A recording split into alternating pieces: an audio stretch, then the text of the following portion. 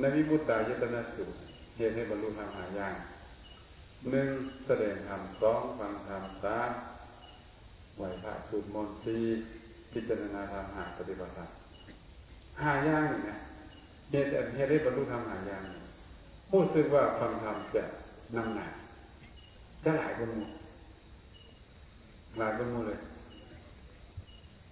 ฉะนั้นการฟังธรรมก็เป็นบ่อเกิดเหมือนว่าเป็นบ่อเกิดให้เกิดศรัทธาเป็นบ่อเกิดของศรัทธาการฟังธรรมนะเอาฟังธรรมแล้วเราก็เกิดศรัทธาเมื่อเกิดศรัทธาได้ก็อยากให้บุญอยากให้ทานอยากรักษาศีลอยากเจริญภาวนาแล้วก็ไปเรื่อยๆเนาะแล้วในที่สุดก็ได้บรรลุธรรมนั่นแหละในการฟังธรรมเป็นอย่างไรทีนี้อยากว่าอย่างที่อยากว่าคนที่ฟังธรรมและบรรลุธรรมก็มีฟังธรรมและบรรลุธรรมก็มีอยากจะว่าแบบนี้ครับพวกที่ฟังธรรมแล้วบรรลุธรรมเป็นพวกใดพวกที่ฟังธรรมแล้วบรรลุธรรมเป็นพวกใดหรือว่าฟังธรรมแล้วบรรลุธรรมเพราะเหตุอะไรฟังธรรมแล้วบรรลุธรรมเพราะเหตุอะไรมันมีเหตุเด็ดทุกสิ่งทุกอย่างมันมีเหตุโลกอันนี้มันมีเหตุของมันคำว่าลอยๆเกิดขึ้นลอยๆบ่มีคำว่าบังเอิญก็บ่มีพระพุทธเจ้าได้ตรัสว่าธรรมทั้งหลายเกิดมาจากเหตุธรรมทั้งหลายมาจากเหตุหมายความว่าในโลกนี้มีเหตุกับผลมันต้องมีเหตุมันมีผลโมเมนต์เกิดขึ้นลอยๆฉะนั้นอยากจะว่าให้ฟัง2 คนของพวกนี้แต่พวกที่ฟังธรรมแล้วบ่ได้บรรลุธรรมกับพวกที่ฟังธรรมแล้วบรรลุธรรมพวกที่ฟังธรรมแล้วบรรลุธรรมมีเหตุเท่าไหร่มีเหตุ5 อย่างพวกที่ฟังธรรมแล้วบรรลุธรรมมีเหตุเท่าไหร่มี5 อย่างคือกันเขาจะอยู่ในเหตุ5นี่หรือบ่ถ้าพวกเราอยู่ในเหตุ5นี่คนเปลี่ยนเลยคนจะเปลี่ยนเลยเขาที่เขาทางเลยเนาะเหตุ5 อย่างที่เป็นเหตุให้บ่อยบรรลุธรรมมีอย่างไรข้อที่ 1ดูถูกธรรมข้อที่ 1นี่แหละข้อที่ 2ดูถูกผู้เทศข้อที่ 3ดูถูกตัวเองข้อที่ 4มีใจฟุ้งซ่านข้อที่ 5ใส่ใจผิดเดี๋ยวจะอธิบายทีละข้อให้ฟังทีละข้อข้อที่ 1ดูถูกธรรมเป็นยังไงบ่เคารพธรรมฟังธรรมบ่เคารพฟังแบบไหนบ่ตั้งใจฟังมันว่าอะไรบ่ตั้งใจฟังเฮ็ดจังได๋ฟังแบบทรงจิตทรงใจไปอันอื่นฟุ้งซ่านไปคิดไปบ่ตั้งใจง่วงไปรับไปรับไปบ่ตั้งใจเฮ็ดจังได๋ล่ะคุยกันลงกันบางคนก็เอาโทรศัพท์มาเคลียร์เนาะเคลียร์เล่นนะเบิ่งนั่นเบิ่งนี่ไปบางคนก็เล่นเกมเบิ่งนั่นเบิ่งนี่ไปเป็นจังซี่นี่คือว่าบ่เคารพธรรมบ่เคารพธรรมเมื่อบ่เคารพธรรมแล้วสิบรรลุธรรมได้จังได๋ท่านลองคิดดูเขาบ่เคารพธรรมที่บรรลุธรรมได้อย่างไรอาตมาอยากถามว่าคนที่เคารพธรรมที่สุดคือใครแน่ว่ามันถูกขายเราทั้งหลายผู้ที่เคารพธรรมที่สุดคือใครคือพระสัมมาสัมพุทธเจ้าเลยพระสัมมาสัมพุทธเจ้าเคารพพระธรรมที่สุดเป็นอย่างพระพุทธเจ้ายังเคารพพระธรรมเพราะพระธรรมที่เป็นเป็นพระพุทธเจ้าถ้าทำนั้นเสกสรรปั้นแต่งหรือว่าให้ได้เพิ่นเป็นพระพุทธเจ้าเพิ่นเบิ่งไปในโลกนี่นะเพิ่นเอาสมุไม่ไหมนี่เพิ่นซองไปในโลกนี่จักรวาลนี่ก็บัดนี่ บ่มีผู้ใดเลยที่ให้เพิ่นเคารพนี่บ่มีเลยบ่มีเลยผู้ที่มีคุณเกินเพิ่นก็บ่มีด้วยศีลคุณสมาธิคุณปัญญาคุณด้วยญาณต่างๆที่จะมีคุณเกิดเพิ่นบ่มีอีกแล้วเมื่อเพิ่นประสูติทำนี้เพิ่นก็ย่างนะย่างก็แล้วเพิ่นก็ซี่นิ้วขึ้นไปเพิ่นบอกว่าจังไดเพิ่นบอกว่าเพิ่นเป็นผู้ประเสริฐที่สุดในโลกเป็นผู้ใหญ่ที่สุดเป็นผู้ประเสริฐที่สุดในโลกเห็นบ่ล่ะเพิ่นประกาศมาเลยคนที่จะประเสริฐกว่าคนอื่นบ่มีนักชาตินี่ก็เป็นชาติสุดท้ายจะบ่เกิดมากลับมาเกิดอีกแล้วเพิ่นประกาศแบบนี้เลยนั่นมีผู้ใดกล้าประกาศแบบนี้บ่ฉะนั้นเนี่ยเพิ่นบรรลุเป็นพระพุทธเจ้าแล้วตรัสรู้เป็นพระพุทธเจ้าไม่เพิ่นก็เบิ่งแล้วบ่มีผู้ใดที่เคารพก็มีแต่พระธรรมนั่นแหละพระพุทธเจ้าทุกพระองค์เคารพพระธรรมเนี่ยเคารพพระธรรมเนี่ยฉะนั้นเนาะถามผู้ใดบ่เคารพพระธรรมก็คือว่าผู้นั้นหมดหวังผู้ใดได้ดูถูกพระธรรมบ่เคารพธรรมที่ว่าหมดแล้วหมดหวังที่จะบรรลุธรรมแล้วการประพฤติปฏิบัติธรรมบ่ก้าวหน้าอยู่แล้วเป็นตาย่านบ่แม่นเป็นตาย่านบ่ฉะนั้นเนาะคนที่บ่เคารพธรรมนี่นะมีหลากหลายมีหลากหลายแม้แต่ปื้มนี่นะต้นธรรมะนี่เอามาไว้ตามก็บ่ควรเนี่ยบ่ควรเนี่ยบ่ควรเนี่ยเด้บางคนก็เอามาไว้บนตามเวลาย่างไปก็เอาจับเส้นมือเลยก็กล้วยไปตามผู้คนในของอีกเห็นไหมบางคนก็เอาไปห้องนั่งใช่ไหมเวลาห้องนั่งอยู่เขาต้องเอาไว้บนสูงยกสูงประทำเนี่ยอันนี้ผู้ก็เคารพธรรมก็คือว่าเมื่อโอกาสข้อที่หนึ่งเนี่ยข้อที่สองโบเคารพคนที่คิดว่าจะไหนเป็นโบเคารพคนที่คิดว่าเป็นเพียงน้อยวะโอ้ยเป็นเพียงน้อยมันจะหูยังมันจะมีความหูยังเพื่อน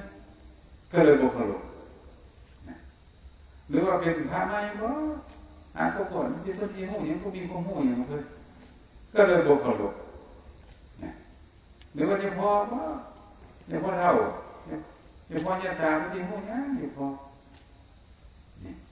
ก็เลยโบเคารพก็สิได้ความจริงนี่นะเขาต้องให้ได้ถือว่าเพิ่นเป็นครูบาอาจารย์เป็นธรรมอาจารย์เลยผู้แสดงธรรมให้ฟังเนี่ยเพื่อเป็นธรรมอาจารย์เนี่ยอาจารย์ธรรมเนี่ยอาจารย์ศิลป์อาจารย์ธรรมเนี่ยแม่นอยู่เพิ่นอาจจะบวชใหม่แต่ว่าเพิ่นไปเอาธรรมะของพระพุทธเจ้ามาแสดงนี่แหละ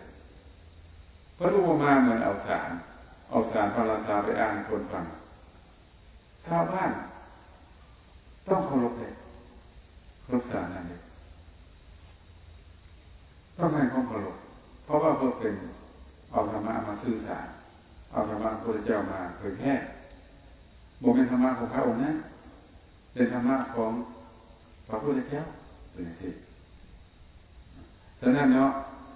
ถือว่าข้าเจ้าบวชไม่คือจริงแต่ว่าข้าเจ้าเอาพระธรรมคำสอนพระพุทธเจ้ามาแสดงหรือว่าเฮานี่ขอต่อไปเนาะขอต่อไปดูถูกเรื่องที่นำมาแสดงขอที่สามดูถูกเรื่องที่นำมาแสดงเรื่องนี้เคยฟังไหมตอนเพิ่นบอกเรื่องทางเนี่ยอุ้ยฟังหลายเท่าแล้วบอกเรื่องเก่าบอกเรื่องเก่าแหละก็เลยบอกฟังความจริงนี่นะการที่ฟังดูเป็นยังไงเข้าใจลึกลงลึกซึ้งเลยเป็นยังไงบรรลุธรรมเลยถ้าตั้งใจฟังวันนี้เราปฏิเสธบอกเรื่องเก่าบอกเรื่องที่เราเคยฟังมาแล้วนะว่าธรรมะขึ้นธรรมะง่ายๆบอกโอ้ยพวกพิจารณาอย่างที่นะไปดูถูกแบบนี้นะดูถูกพระธรรมดูถูกผู้เทศน์เนาะแล้วก็ดูถูก เรื่องที่เกิดมาทำประเทศนั้นต่อมาเนาะดูถูกตัวเองนะว่าเขานี่เป็นคนโง่คนยากนะบ่มีสติปัญญาเอาที่บอกเขาฟังธรรมะก็ที่บ่เข้าใจหรอกก็ที่บ่ได้บรรลุหรอกเพิ่นนำมาเทศธรรมะสั้นสูงโพดอย่างนี้นะไปดูถูกตัวเองให้ได้ตัวเองเกิดความย่อท้อปรากฏการณ์ย่อท้อใจคนที่ดูถูกเขากับบ่กันเลยแต่ว่าเขาดูถูกตัวเองนี่นะถือว่าห้าแห่งที่สุดคนดูถูกตัวเองนี่ดีก็สำเร็จมันต้องมั่นใจตัวเองมั่นใจตัวเองการฟังพวกเข้าใจก็ไม่ดีถ้าผู้ใดฟังธรรมพระเจ้าเข้าใจแล้วผู้นั้นบ่ธรรมดานะบ่ธรรมดาถ้าฟังแล้วบ่เข้าใจเนี่ยถือว่าธรรมดาเพราะว่าพระธรรมคำสอนพระเจ้าเนี่ยบ่เป็นธรรมดาเป็นเรื่องที่ลึกซึ้งละเอียดแต่ในการฟังบ่เข้าใจก็บ่เป็นหยังฟังไปเรื่อยๆจักมื้อนึงก็สิเข้าใจแล้วมื้อนี้ฟังบ่เข้าใจก็เป็นปัจจัยฟังมื้ออื่นเข้าใจได้ก็ทุกคนก็คือกันนั่นแหละเอามาฟังไม่ก็บ่รู้เรื่องนะอาตมาผู้เทศน์อยู่นี่เปิดฟังเทศน์ในตู้ว่าก็บ่เข้าใจจำยังบ่ได้จักอย่างบ่เข้าใจเลยแต่ว่าจากมื้อนั้นมาฮอดมื้อนี้เป็นจังได๋จากมื้อนั้นมาฮอดมื้อนี้เป็นจังได๋ต่างกันบ่ล่ะต่างเก่าบ่ล่ะต่างเนี่ยความบ่เข้าใจในมื้อนั้นเป็นให้เข้าใจในมื้อนี้เป็นให้เข้าใจในมื้อนี้ฟังธรรมในมื้อนั้นบ่รู้เรื่องเป็นให้ได้รู้เรื่องในมื้อนี้เป็นให้ได้อาตมาเนี่ยมาอยู่เลยได้มาบวชในมื้อนี้ได้มาอยู่ได้มาเทศน์อยู่ตรงนี้บ่เข้าใจแล้วแต่มันเป็นปัจจัยมาอยู่นี่นะแต่ว่ามีเวลาพอก็สิเล่านิทานให้ฟังขึ้นเนาะอันนี้สิว่าแต่ละหัวข้อไปแล้วก็ข้อต่อมาข้อที่4เนาะข้อที่4เพิ่นว่าฟุ้งซ่านเวลาประเทศไปฟุ้งเรื่องนั้นเรื่องนี้เรื่องอดีตเรื่องอนาคตที่เราผ่านมานึกไปคิดไปเพลินไปพระธรรมคำสอนพระเจ้าแล้วบ่เข้าไปในจิตในใจบ่เข้าฮอดหู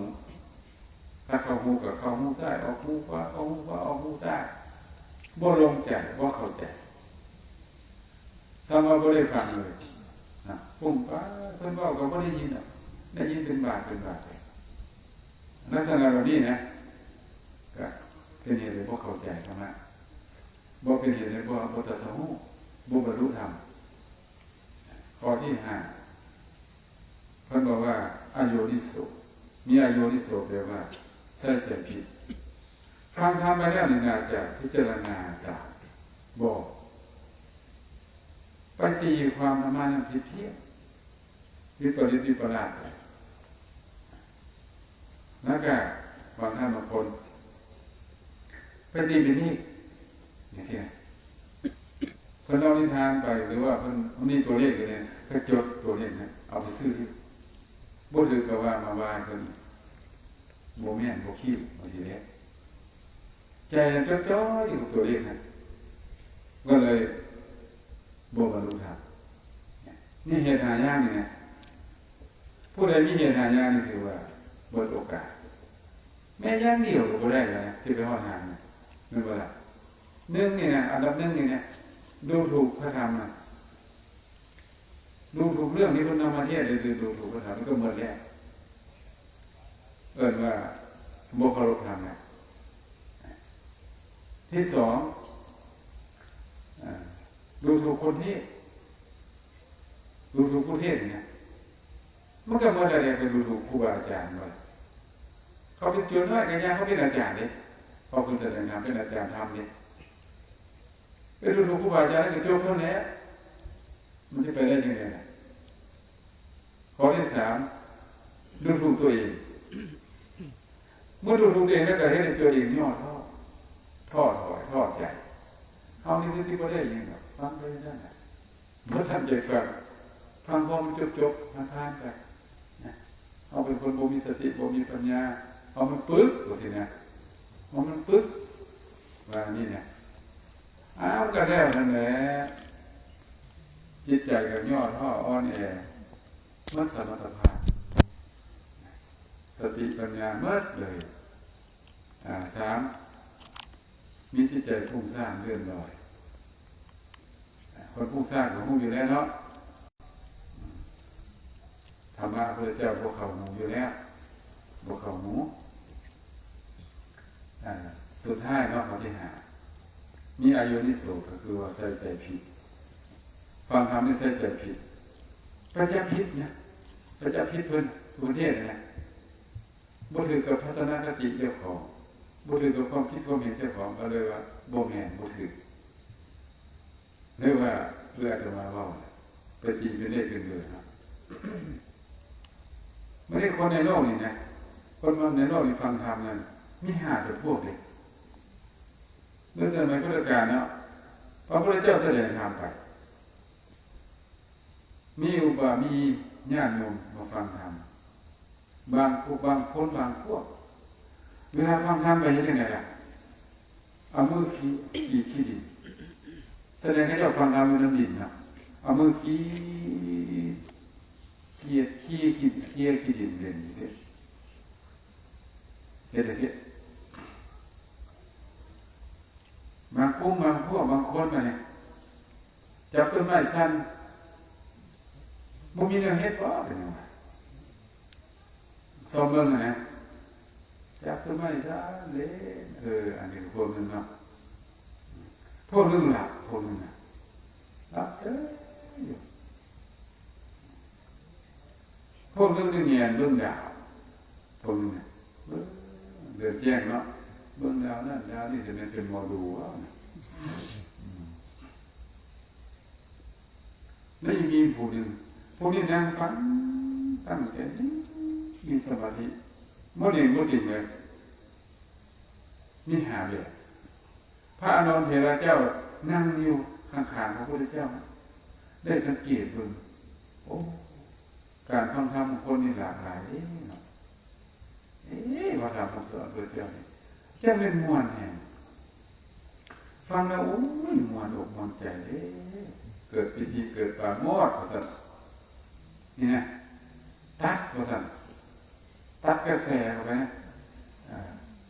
ตัดนางเนี่ยตัดนางตัดเนื้อตัดสิ้นตัดเข้าไปทอดกระดูกว่าซั่นพระธรรมสอนพระเจ้าเนี่ยมันบาดเข้าไปมันจับจิตจับใจนะว่าสิเนาะเป็นยังคนพวกนี้จังบ่ฟังนี่นะ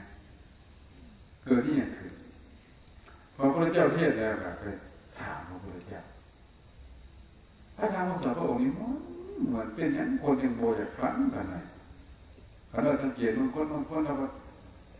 ขี้ดินอยู่เดี๋ยวนี้เนี่ยบางพวกสะพัดสร้างต้นไม้อยู่บางพวกสะพัดเงาละบางพวกสะพัดแงนต้นด่างเลยก็เห็นพวกเรื่องอะไรนั้นต้องอยากจะถามออกตัวนั่นลงว่าหาแต่พวกเนี่ยพวกใดดีที่สุดนะพวกใดที่จะได้บรรลุธรรมพวกใด4 จำพวกนะ1ขี้ดินเรียนก็ดีนะสร้างต้นไม้ก็ดีเงาลับก็ดีแล้วก็เงียนดวงดาวหมายว่าจะไหนพระเจ้าแสดงครับจบลงก็เลยหู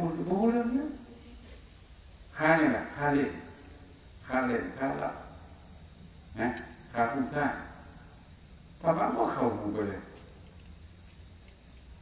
ขณะนั้นพระพุทธเจ้าเลยขณะพระพุทธเจ้าเทศน์อยู่เลยอาตมายังไม่ได้ว่าอะไรเนี่ยพวกเราไปเลยนะตอนท่านนั่งคือบุคคลรับไปเลยมันก็นั้นตัวนิ่งแต่ว่าเคี้ยอยู่ก็มีเลยทุกท่านเฉยแต่ว่าตาพี่สังคมก้มหน้าสังคมก้มหน้านั่งก็ก้มหน้าย่างก็ก้มหน้า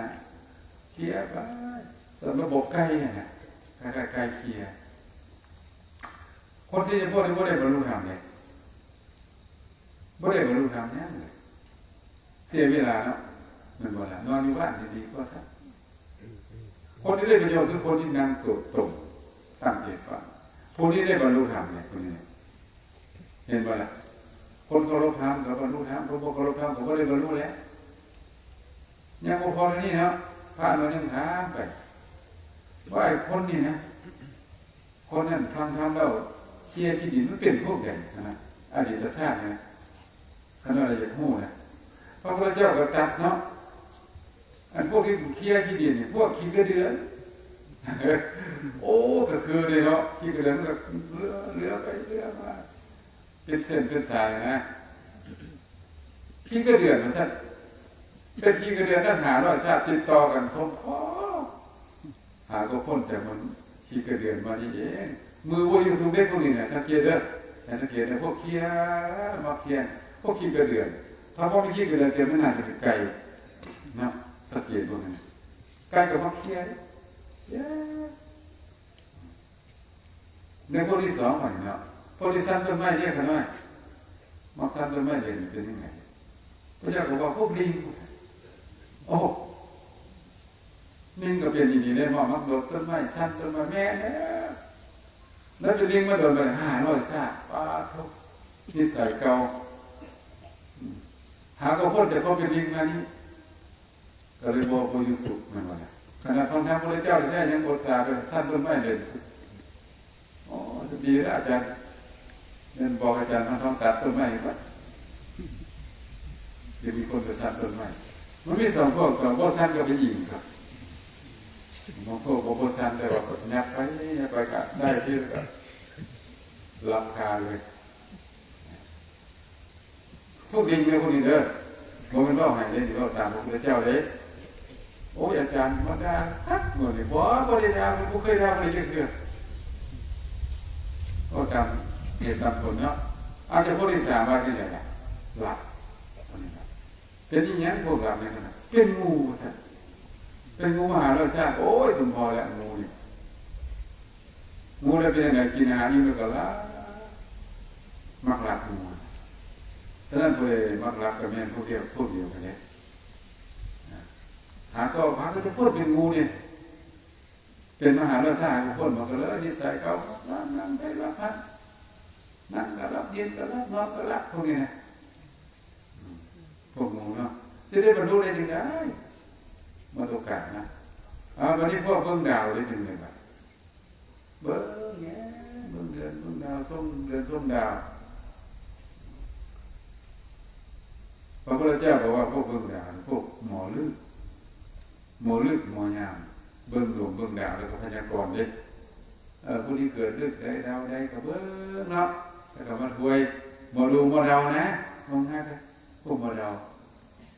หมอดูหมอดาวเป็นหมอดูหมอดาวมหาราชาเนี่ยฉะนั้น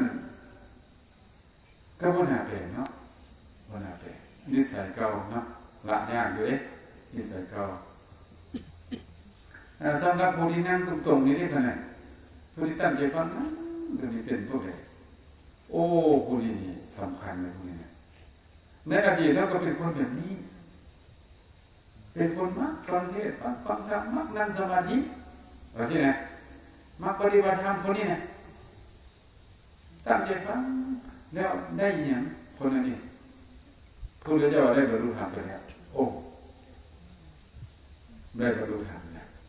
มีว่าอยู่แถวนี้บรรลุธรรมอาตมาจะถามเมื่อกี้เนาะว่าฟังครูบาอาจารย์มาตั้งหลายองค์เนี่ยแต่มือวันที่25ฮอดมื้อนี้ก็10 มื้อที่เนาะจะการแล้วได้เพราะบรรลุแล้วก็จะขันจะ2 ขันวะจะมรรค2 มรรคบ่ได้ที่ไหนบางทีพระอานนท์เนาะว่าธรรมะพระองค์แสดงนี่เหมือนเป็นอย่างคนพวกนี้ที่บ่อยากฟังเพราะพระเจ้าจะจัดเลยสิเนี่ยคนพวกนี้นะที่พระเจ้าบ่ฟังธรรมเนี่ยเพราะว่าเขาเกิดมาเนี่ยบ่ได้ฟังพระธรรมบ่ได้ฟังธรรมเลยฟังยังไงข้าเจ้าเนี่ยเที่ยวห้องเพลงอยู่ตามที่ต่างๆเที่ยวรำเที่ยวเต้นเที่ยวฟ้อนลำวง คือปีใหม่นี่แหละเนาะตึกเป็นบ่ล่ะอาตมาฟังโอ้เป็นแต่สงสารเว้ยตึกนี่นะ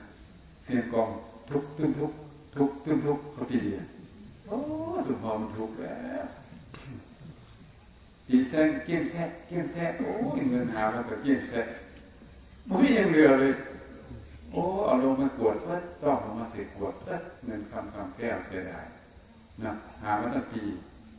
ม้วนคักกว่าท่านดิเพราะว่าพอเดือนปีใหม่พาหน้าแห้งๆแต่ละคนเลยหน้าจืดแห้งบางคนก็ไปเซ็นมาเนาะไปเซ็นมาไปยืมมาวันนี้หาเงินจ่ายที่ละจ่อยมันก็ทุกข์วะนี่เนาะมันทุกข์แล้วนั่นแล้วก็พวกนี้เนี่ยตลอดตั้งหลายกับเป็นแสนกับก็ได้พ่อพระพุทธเจ้าก็ได้ฟังธรรมนะฟังเนี่ยนะฟังแต่คำป้อยคำด่าฟังแต่คำนินทาเนี่ยแล้วก็ฟังเดรัจฉานคาถาเดรัจฉานคาถานี่จริงเลยแหละโอ้ฟังวัวว่าคอยว่าบ่แม่จะไปเข้าใจท่านบ่แม่เลยเดรัจฉานคาถาแปลว่าคำว่าที่ขวางมรรคผลนิพพานคำว่าชนิดนี้เป็นคำว่าที่ขวางมรรคผลนิพพานบ่เป็นเหตุให้บรรลุมรรคผลนิพพานคำว่าอะไรเนี่ยว่าเรื่องข้าวสารบ้านเมืองว่าเรื่องฝนตกฟ้าห้องว่าเรื่องดินตอนเนี่ยว่าไปคือเขาว่าอยู่ในนากันเป็นไงล่ะมานบ่งอที่ถือว่าหรือว่าน้ำเป็นไงน้ำบ่ละน้ำหรือว่าน้ำมันคือที่ม้วนบ่มันว่าเป็นอย่างนี้ไม่ได้รักษาคาถาคำว่าที่มันเป็นไปเพื่อประโยชน์เพื่อว่าเป็นเหตุเป็นปัจจัยในบรรลุมรรคผลนิพพานเป็นปัจจัยในความมรรคผลนิพพานเสียด้วยคำว่าอะไรนี่นะเขาฟังได้จะสิไม่ได้หาก็มาฟังธรรมเนาะมันจะไปเข้าหูยังไงเข้าใจบ่ถามกันในที่เนี่ยเข้าใจบ่เข้าไปหัวใจบ่นะฟังเข้าหูแล้วลงหัวใจเข้าใจไว้ในใจฟังไว้ในใจบ่บอกเข้าหูซ้ายออกหูขวาเข้าหูขวาออกหูซ้ายพระรูปมาเหมือนเป้าปี้ให้ควายว่าซั่นเพิ่นเว้าได้นี่แหละบ่ค่อยเว้าเลยเพิ่นเว้าเลยเป้าปี้ให้ควายฟังเพิ่นก็ฟังฮู้เรื่องบ่ฮู้เรื่องเป็นจังซั่นฉะนั้นเนาะเมื่อเป็นเช่นแล้วก็บรรลุธรรมเกิดบ่เกิดขึ้นบัดนี้เอาต่อมาผู้ที่ฟังธรรมและบรรลุธรรมเป็นจังไดต้องประกอบด้วยเหตุ5อย่างกลับกันเนาะประกอบด้วยเหตุ5อย่าง1นะบ่ดูถูกพระธรรมข้อที่1ได้2บ่ดูถูกผู้เทศน์3บ่ดูถูกตัวเอง4ตั้งใจฟัง5มีโยนิโสใส่ใจถือผู้ที่หาอย่างนี้จะบรรลุธรรมข้อที่1ว่าจังได๋ตั้งใจฟังธรรมตั้งใจฟังการฟังธรรมที่ดีเป็นจังได๋ฟังแบบใดฟังด้วยสติเนาะฟัง3อย่างเนาะด้วยสติด้วยสมาธิด้วยปัญญาฟังด้วยสติหมายความว่ามีสติระลึกตามมีสติระลึกตามเพิ่นว่าไงก็ฟังไปก็ตามกระแสธรรมเพิ่นว่าอย่างนี้ก็ฟังไปนะส่งจิตตาไปเพิ่นไปใส่กระไปนะฟังไปอันนี้ฟังด้วยสติระลึกตาม